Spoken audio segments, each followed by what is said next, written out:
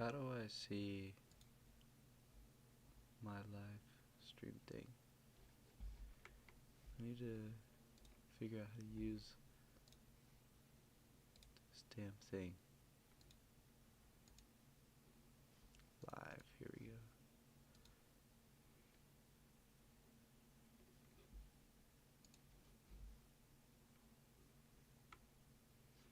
Anyways.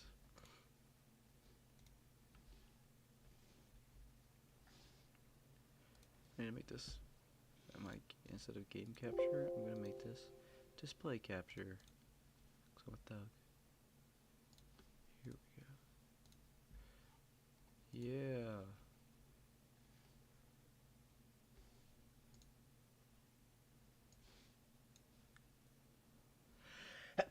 Damn.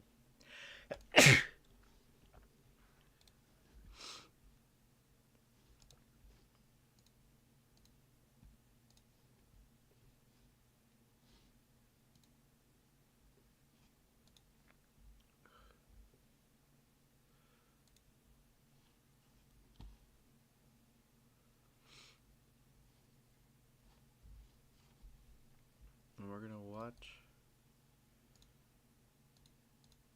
some YouTube while I play.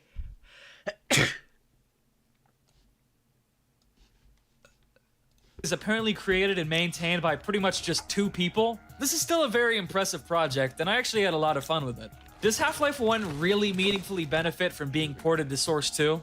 Probably not. I mean, if you want a modernized version of Half-Life 1, Black Mesa has been out for like 3 years now. But that doesn't mean Half-Life Source 2 isn't a cool experiment worth checking out once it releases. So what did we learn today? Well, Source is a really cool engine, and it seems like Source 2 might end up being even cooler. Maybe.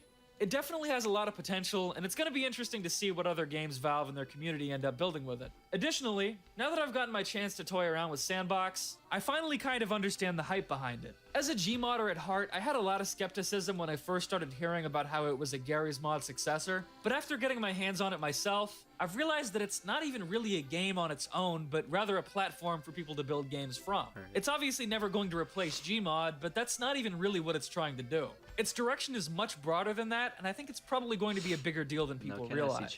Anyway, while these ports are interesting and show that bringing these classic games to the Source 2 engine could majorly improve their graphics and performance, they're also harsh reminders that that process isn't as simple as just copy and pasting old code into a new engine. There's a lot of kinks and bugs that need to be sorted out before any of this stuff is released to the public, and there's really no way of knowing how long that will take.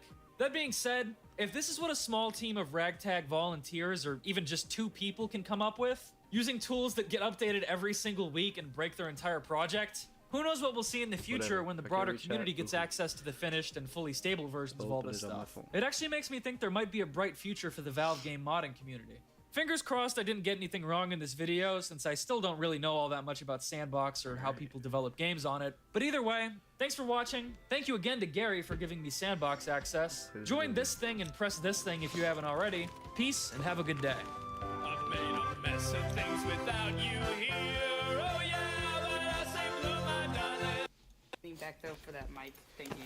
Thank you. I just don't want you to lean in front of it. Yeah, I got you. No, lift that up. There We go. getting the mic. Right on in. There we go. Hey guys, it's me, Tyler, and you're here with Billboard Magazine, and I can't wait till you see all the cool things that we have coming for you guys, including exclusives and exclusives. Fuck yeah.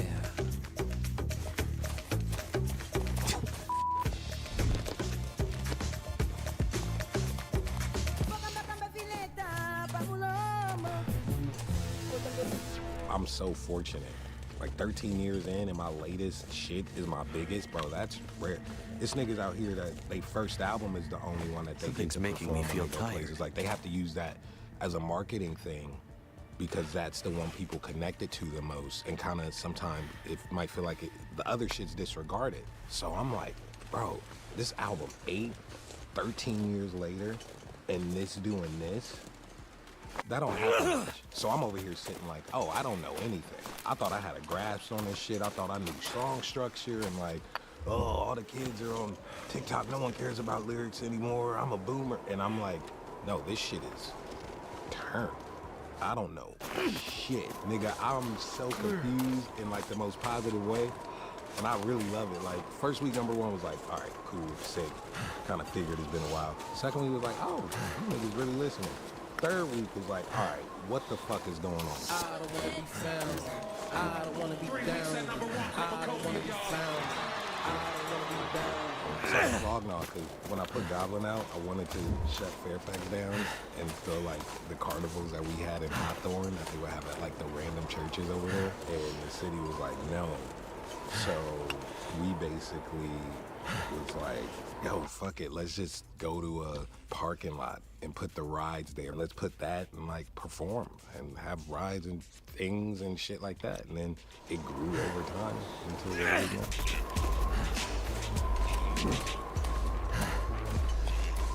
My lips look too wet?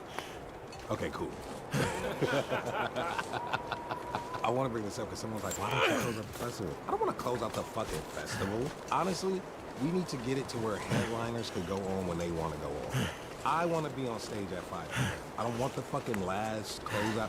I don't need that shit like, oh, I closed it out, bro. I want to go to sleep. So next thing I headline, let me go on at 7, off by 8:15, shower, clean my dick, eat, and go to fuck to sleep, bruh. For Floghouse is 2 days. On Sunday, I just want to watch people. I just want to watch the motherfucking artists I like. When Mustard played. Is anybody from LA like me in this motherfucker tonight? I'm over there with so many folks that like are in the LA music scene and seeing Ty and YG and Mustard, like they're like, I'm really from the city, so these guys was making music when we was freshmen in high school when it was just Push's Inc. Seeing them two by each other. Super ill, and especially within the context, like Bro, I'm not playing they this. on stage, Ty's about to go out, I'm here. It's this thing I built, and it was just so much love. And that we were all existing and all doing our own thing at high levels. I loved it. Kind of feels like LA didn't have something that was its own thing. Granted, people come out and do concerts and stuff like that, but it didn't feel like it was something that was like ours. So I'm happy that Flognaw being just so consistent as folks that's from the city feels like this is theirs. Were there nerves performing Not an at all. album that's been out for a couple weeks? Not at all. I'm I gonna was more stream Fortnite, bro. curious on how the new songs were gonna do. It was not nerves, not at all. And I don't say that like, oh, I don't get nerves. Like, it genuinely, like, no, because no, not at all. I know I'm good, and I know that they're excited. So, like, both of these positive energies, it's gonna be great. I could never ride no Hellcat. Shit don't cost enough. Dude, I was so excited for Ratata, because that's just me being silly. I'm talking about shit, but I'm just being silly, using different voices, the ad-libs. I'm a fish. And, like, I'm just saying dumb shit, but, like, people, they respond to it. And I think because that one's, like, just the so pure me. Like, people yelling the ad-libs. Like, if you rewatch this shit, people are like, or those women, loud as fuck. And I'm like, yes! So goddamn long. I like a long time. I'm on my own time. I let it go. I hit the gold mine. Tyler, what's the last movie you saw? Oh, I watched Edward Scissorhands yesterday. Well, yeah, I watched it. You should have known that nigga was crazy. How good he did that role. It's my first acting role, so like I'm just going in there like this is fun and I'm learning. But I've always liked just trying shit where it's like, I don't know what I'm doing. Worst come to worst, I fail and life will move the fuck on. And that's why I like this, because it's that at like a high level. Now when you edit this, they're not gonna see when I turn my body. If you live in LA, you've probably seen me like just living. I like really liked riding my bike and just walking into a bookstore, like mad normal shit. Like this year I ain't took no break. It was all reactive. Like what do you call it? Fight or flight. Like this whole year was just like that. I wanna be an actress and make some chairs, do some weird shit. That's what I'm saying. I don't know what I'm gonna do at 43, nigga. I might have to dangle and cross earring, bald, walking around with no shoes and shit. One braid. One braid. Bill, y'all in the fucking shot. Why didn't y'all just tell him? I was waiting for him to go. No, it's okay. You gotta speak up, man. You could have whispered to me that big niggas in the shop. Yeah, I've never not stuck to my guns. Like, any version y'all seen of me was the most honest version at that time. Call Me If You Get Lost had folks hitting me like, bruh, this shit hard, nigga. I just bought a Ferrari because of this. I just did this. And like, as a fan of rap music, and you love that type of shit. It's beautiful, but this one is hitting a different pocket. If I'm not trying to make songs to relate to folk, I'm just telling niggas, yeah, today I woke up, made some eggs, and been wearing hats all these years because I hated my hair. Here's a song called I Killed You. This has nothing to do with y'all. Everything is self-indulgent to me. And people are like, yeah, me too. I'm like, the fuck? I'm just shocked that what I did make is working, not only speaking numbers to why like I'm able to do this Billboard interview, because I'm speaking a language that you guys speak is numbers, but also on the other side, it's resonating with people on some like nude, naked shit. No necklace, no shirt, no fucking da-da-da. It's really hitting folks. And to hit both of those at the same time, 13 years in my career at the highest level, is mind-boggling to me. Half of it was the plan. I've had this shit in my head since I was fucking 12. And the other half is like, yo, this is crazy. This shit is really where I wanted it to be. Like, it's super, I'm on both sides. I'm like, what the fuck? This can't be real. And I'm like, I told y'all. It's cool.